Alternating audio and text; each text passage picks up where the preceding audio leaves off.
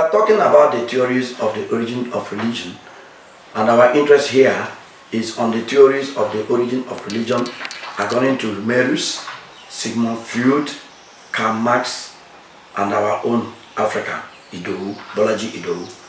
Humanism is a theory propounded by the man called Marius. One of the earliest attempts to explain the origin of religion was made by him. He was a Greek philosopher. He was a member of the Cyrenaic school of thought, and that postulated that the only good is the lastful. Then from there we have a rational school of thought. Propounded the theory that religion originated from the deified heroes.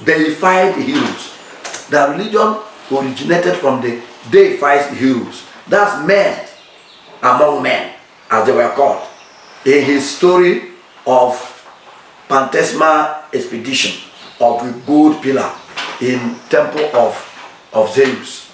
So he postulated that the gods were once men and of Egyptian origin.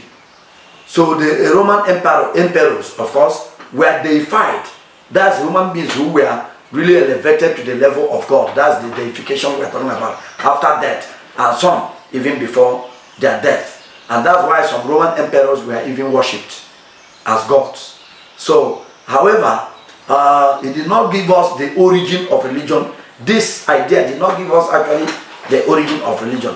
How did deified men derive the conception of gods or conception of the deity among whom they identified themselves?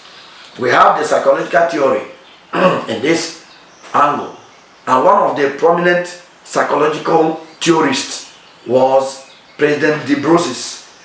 So he held that religion originated in fetishism, from fetishism to polytheism, that the worship of many gods, and then from there to monotheism, that the worship of one God.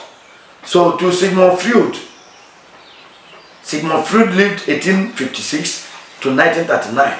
So he is the initiator. He was the initiator of psychoanalysis. He was a medical doctor with specialty in the treatment of nervous disorder or the nervous system.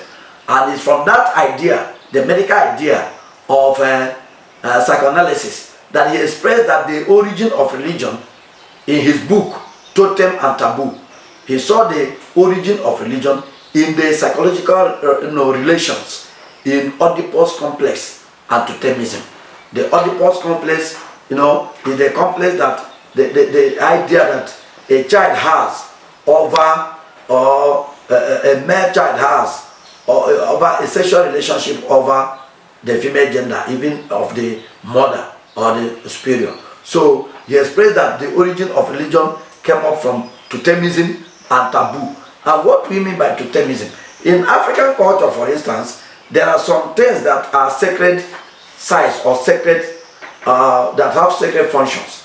Some people today may have an animal that they said that this animal originated from where all our people originated, and they worship them. Nobody kills them, and that's why you see in the African culture there are some people that in the river Rhine, there are some type of fish they don't eat. Some don't eat crocodile, some don't eat some type of snake.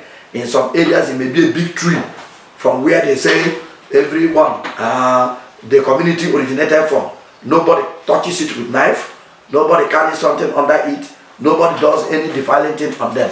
Those are the two types, the symbols of their own origin and the symbols of their sacredness. So they saw the origin of religion in the psychological relation in Oedipus complex and totemism. Then they also saw the origin in his book, The Future of an Illusion, of course by Freud, where religion originated from man's defenselessness in the face of challenges. To protection, to projection gives the neutral forces fatherhood or qualities and turn them to spirit for purposes, of course, exercising and exorcising the terrors. That is, seeing the origin of religion as man's inability to defend himself, man's hopelessness, defenselessness, because he cannot defend himself in the face of challenges. So they now made projection, that give natural forces the idea of fatherhood. This is the idea that sometimes the Africans, we say, and some people who don't know God, we say, it is well. Something you don't know what to do. The prayer of a poor man is God will control. God will be in control. I think it's getting to that point in Nigeria, where some people feel that Christians are defenseless because they say they retire, depend their faith on God. God will intervene. So they give this projection, and then they now give the fatherhood quality to some natural beings, or from the natural beings to spirits, for the purposes of exorcism, casting out the terrors of nature.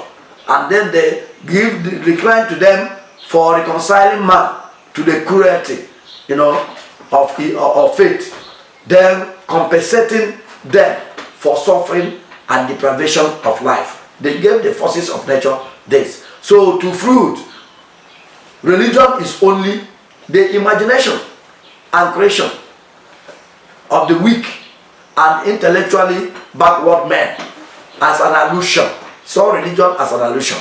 Then the sociological theory that is championed by Emile Durkheim in 1558 to 1917. Emile Durkheim was the author of the elementary forms of religious life. He postulated a theory that religion as a sociological tool, example, between the primitive man and the Western mind. That religion is a sociological tool between the primitive man and, of course, the Western mind. That religion originated from the complex residual habit imparted in us by society. That the society is what actually brought in the idea of religion that we have. That is, one doing whatever relationship one has with his fellow human being, how the society is run or managed. That God is the creator, that God is the creator of society. The voice of the people is the voice of God. And that's how we have the idea of democracy, the government of the people, by the people and for the people. That the voice of the people, in a Igbo culture, they call it ohacracy. That people, what the people say is what carries on. And that's the sociological theory of, in line with the sociological theory as propounded by Emile Durkheim. He based his thesis or his idea on 4 cardinal ideas. In this sociological theory of Emile Durkheim, he based his thesis or his idea on 4 cardinal ideas. 1, that primitive religion is a cult, and the cult is totemic. I've explained what totem means here. That the primitive religion is like a cult, where they fight something. It can be an image, it can be an animal, it can be a natural being, it can be an ocean or a river. Secondly, the primitive religion is a clan cult.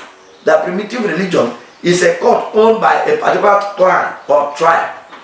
3, that totemism is the original form of religion known to us.